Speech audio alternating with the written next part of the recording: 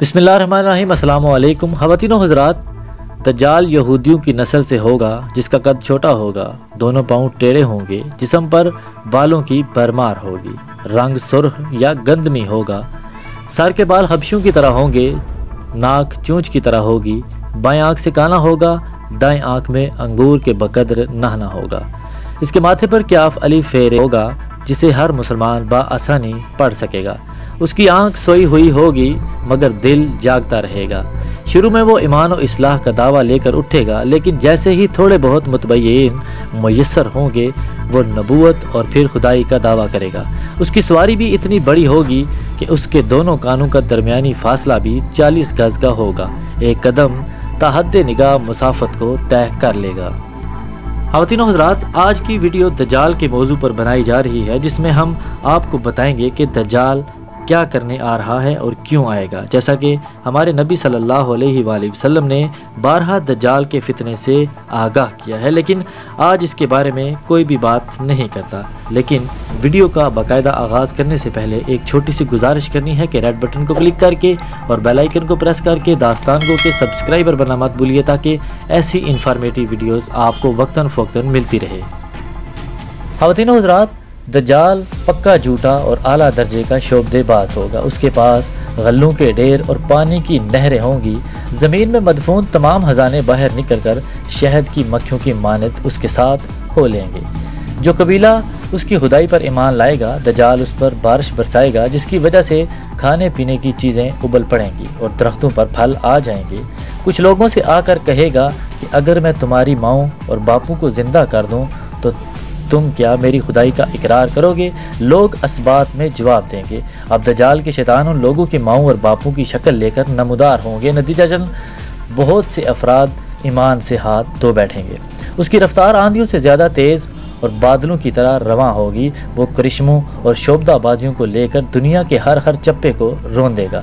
تمام دشمنان اسلام اور دنیا بھر کے یہودی امت مسلمہ کے بغض میں اس کی پشت پناہی کر رہے ہوں گے۔ وہ مکہ معظمہ میں گھسنا چاہے گا مگر فرشتوں کی پہرہ داری کی وجہ سے ادھر گھس نہ پائے گا، اس لیے نامراد و ذلیل ہو کر واپس مدینہ منورہ کا رخ کرے گا۔ خواتین و حضرات، اس وقت مدینہ منورہ کے 7 دروازے ہوں گے اور ہر دروازے پر فرشتوں کا پہرا ہوگا، لہٰذا یہاں پر بھی منہ کی کھانی پڑے گی۔ انہی دنوں مدینہ منورہ میں 3 مرتبہ زلزلہ آئے گا، جس سے گھبرا کر بہت سارے بے دین شہر سے نکل کر بھاگ نکلیں گے۔ باہر نکلتے ہی دجال انہیں لقمہ کی طرح نگل لے گا۔ آخر ایک بزرگ اس سے بحث و مباحثہ کے لیے نکلیں گے اور خاص اس کے لشکر میں پہنچ کر اس کی بابت دریافت کریں گے۔ لوگوں کو اس کی باتیں شاق گزریں گی، لہذا اس کے قتل کا فیصلہ کریں گے، مگر چند افراد آڑے آ کر یہ کہہ کر روک دیں گے کہ ہمارے خدا دجال نعوذ باللہ کی اجازت کے بغیر اس کو قتل نہیں کیا جا سکتا۔ چنانچہ اس بزرگ کو دجال کے دربار میں حاضر کیا جائے گا، جہاں پہنچ کر یہ بزرگ چلا اٹھے گا، میں نے پہچان لیا کہ تو ہی دجال ملعون ہے، اور رسول اللہ صلی اللہ علیہ وسلم نے ہمیں تیرے ہی خروج کی خبر دی تھی۔ دجال اس خبر کو سنتے ہی آپے سے باہر ہو جائے گا اور اس کو قتل کرنے کا فیصلہ کرے گا۔ درباری فوراً اس بزرگ کے 2 ٹکڑے کر دیں گے۔ دجال اپنے حواریوں سے کہے گا کہ اب اگر میں اس کو دوبارہ زندہ کر دوں تو کیا تم کو میری خدائی کا پختہ یقین ہو جائے گا؟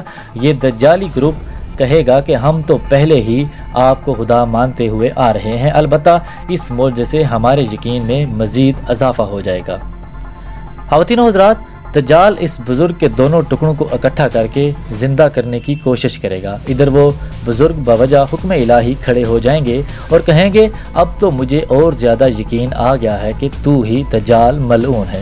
وہ جھنجھلا کر دوبارہ انہیں ذبح کرنا چاہے گا، لیکن اب اس کی قوت سلب کر لی جائے گی۔ دجال شرمندہ ہو کر انہیں اپنی جہنم میں جھونک دے گا، لیکن یہ آگ ان کے لیے ٹھنڈی اور گلزار بن جائے گی۔ اس کے بعد وہ شام کا رخ کرے گا، لیکن دمشق پہنچنے سے پہلے ہی حضرت امام مہدی علیہ السلام وہاں آ چکے ہوں گے۔ دجال دنیا میں صرف 40 دن رہے گا، 1 سال، دوسرا دن 1 مہینہ اور تیسرا دن 1 ہفتہ کے برابر ہوگا، بقیہ معمول کے مطابق ہوں گے۔ خواتین و حضرات، حضرت امام مہدی علیہ السلام دمشق پہنچتے ہی زور و شور سے جنگ کی تیاری شروع کر دیں گے، لیکن صورتحال بظاہر دجال کے حق میں ہوگی، کیونکہ وہ اپنے مادی و افرادی طاقت کے بل پر پوری دنیا میں اپنی داغ پٹھا چکا ہوگا، اس لیے عسکری طاقت کے اعتبار سے تو اس کی شکست بظاہر مشکل نظر آ رہی ہوگی، مگر اللہ کی تائید اور نصرت کا سب کو یقین ہوگا۔ حضرت امام مہدی علیہ السلام اور تمام مسلمان اسی امید کے ساتھ دمشق میں دجال کے ساتھ جنگ کی تیاریوں میں ہوں گے۔ تمام مسلمان نمازوں کی ادائیگی دمشق کے قدیم شہر آفاق مسجد میں جامعہ اموی میں ادا کرتے ہوں گے۔ ملی شرازہ لشکر کی ترتیب اور یہودیوں کے خلاف صف بندی کو منظم کرنے کے ساتھ ساتھ حضرت امام مہدی علیہ السلام دمشق میں اس کو اپنی فوجی سرگرمیوں کا مرکز بنائیں گے، اور اس وقت یہی مقام آپ کا ہیڈ کوارٹر ہوگا۔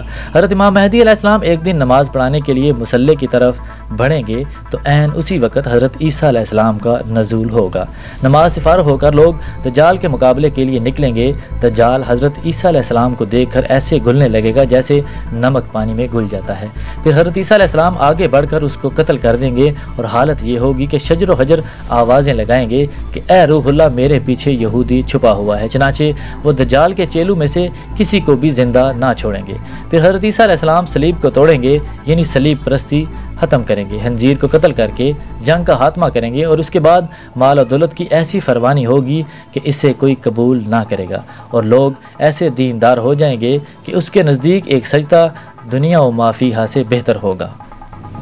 یہ تمام حوالہ جات ان کتابوں سے لیے گئے ہیں: مسلم، ابن ماجہ، ابو داؤد، ترمذی، طبرانی، حاکم احمد۔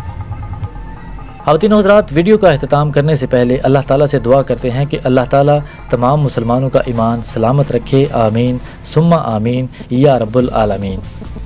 خواتین و حضرات، یاد رہے کہ فتنہ دجال سے آگاہی تمام انبیاء علیہم الصلاۃ والسلام کی سنت ہے، جبکہ آج یہ سنت مٹ چکی ہے، لہٰذا اس سنت کو زندہ کرتے ہوئے ہماری ویڈیو کو لائک کر کے فیس بک اور واٹس ایپ پر ضرور شیئر کر دیں۔